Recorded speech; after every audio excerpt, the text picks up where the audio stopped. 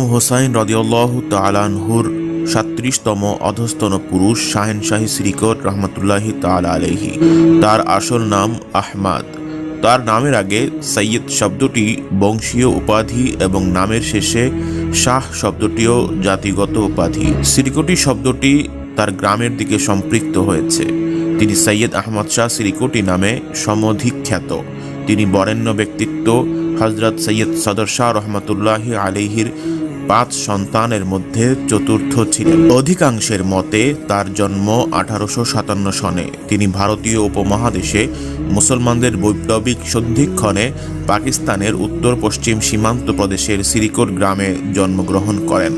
তার শুভাগমন বার্তা হিদায়াতের আলোকবর্তিকা ছিল, যা তার বাস্তব জীবনে মুসলিম সমাজের রন্ধ্রে রন্ধ্রে প্রতিফলিত হয় এবং আজকে তা আরও উৎকর্ষতা লাভ করে। তিনি অতি অল্প বয়সে কুরআনে কারীম হিফজ করেন। স্থানীয় বিদ্যাপীঠে প্রাথমিক শিক্ষা গ্রহণ করার পর ইসলামী শিক্ষার সকল বিষয়ে উচ্চতর জ্ঞানার্জন করেন হিন্দুস্তানের খ্যাতনামা প্রতিষ্ঠান হতে। ১২৯৭ হিজরি মোতাবেক ১৮৮০ সালে উচ্চতর ডিগ্রির সর্বশেষ সনদ ফাজিল অর্জন করেন। তারপর ১৮ শতকের ৯০ দশকে কোনো এক সময় তিনি বিবাহ বন্ধনে আবদ্ধ হন। অতঃপর ব্যবসার উদ্দেশ্যে দক্ষিণ আফ্রিকায় গমন করেন এবং সেখানে ইসলাম প্রচার এবং প্রসারের জন্য তিনি অক্লান্ত পরিশ্রম সাধন করেন। সেখানে সুতা ব্যবসায় প্রভূত উন্নতি লাভ করেন।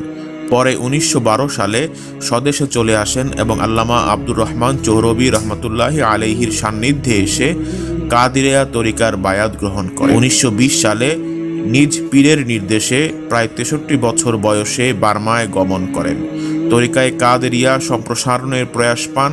পরে চট্টগ্রাম, ঢাকা সহ বাংলাদেশের বিভিন্ন অঞ্চলে তরিকার প্রচার প্রসারে প্রাতিষ্ঠানিক ও অপ্রাতিষ্ঠানিক বহুমুখী অবদান রাখতে তিনি সক্ষম হন। অবশেষে ১৯৬১ সালের ১১ই জিলকদ আল্লাহ তাআলার এই মহান বুজুর্গবলি মাওলায়ে কায়নাতের ডাকে লাব্বাইক বলে সাড়া দেন।